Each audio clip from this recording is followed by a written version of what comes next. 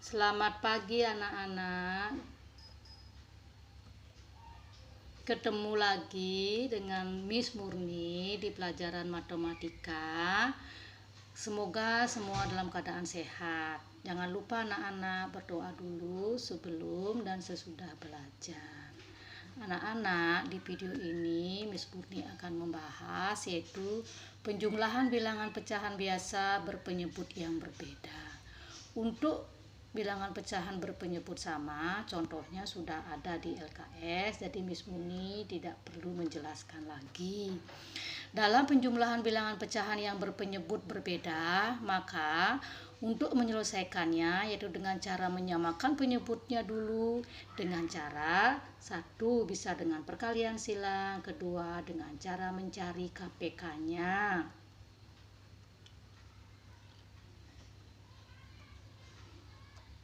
Oke, kita bahas satu persatu yaitu dengan perkalian silang dulu ya.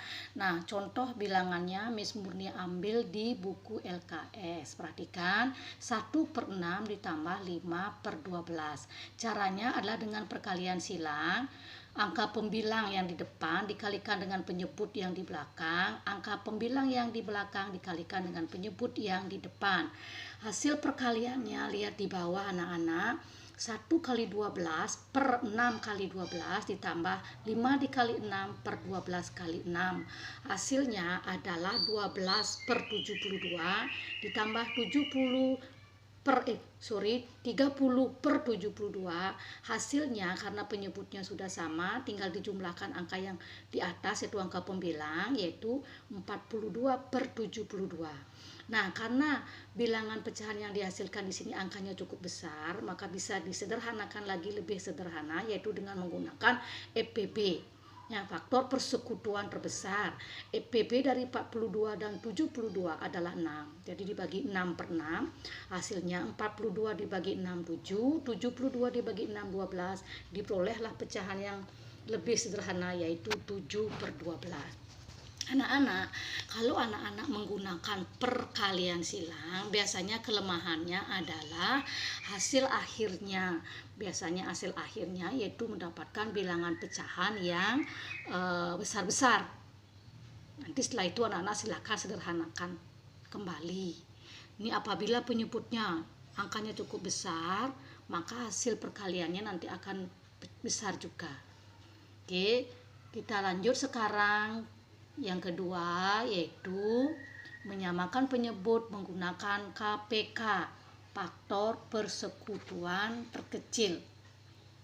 Anak-anak, untuk mencari KPK, anak-anak sudah dapatkan pelajaran ini di kelas 4.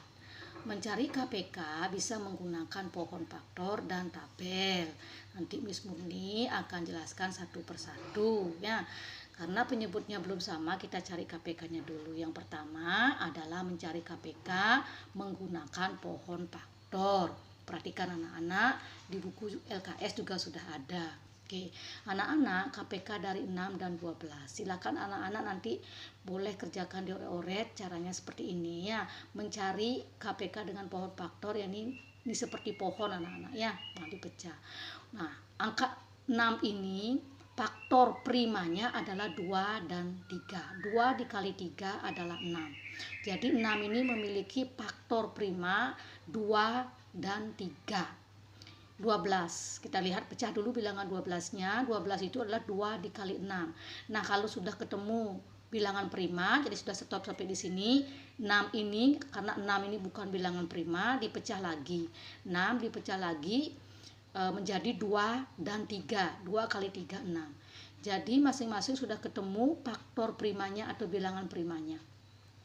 Penulisannya sekarang. 6 faktorisasi primanya adalah 2 dikali 3. Ya, di sini 2 pangkat satunya 1, 3 juga pangkat 1, jadi tulis 2 kali 3.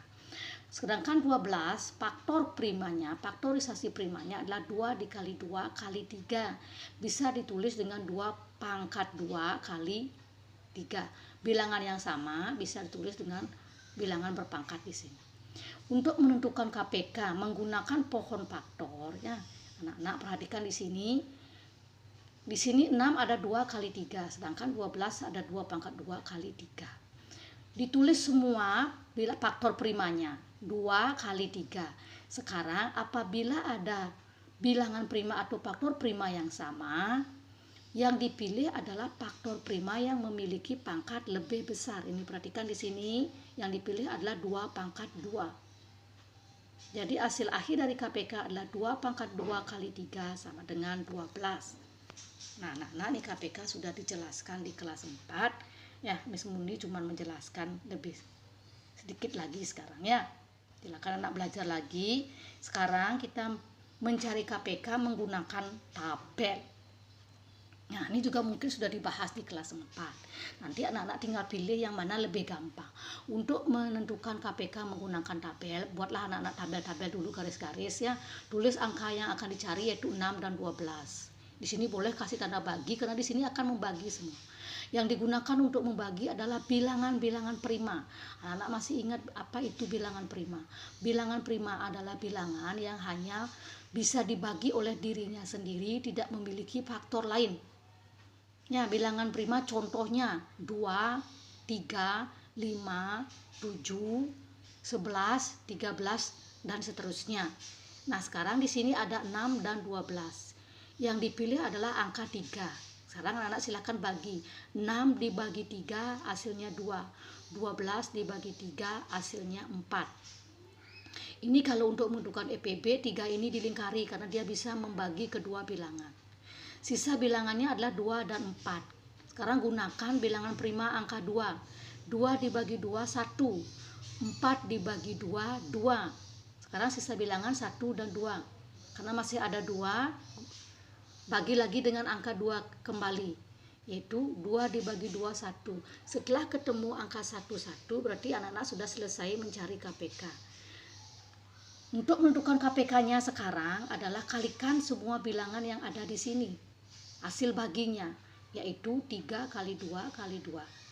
Hasilnya adalah 12. Jadi anak-anak mencari KPK baik dengan pohon faktor maupun dengan tabel itu hasilnya pasti sama. Silakan anak-anak pilih yang mana yang menurut anak-anak itu lebih mudah caranya. Setelah ketemu KPK-nya, silakan anak-anak kerjakan kembali pecahan yang tadi.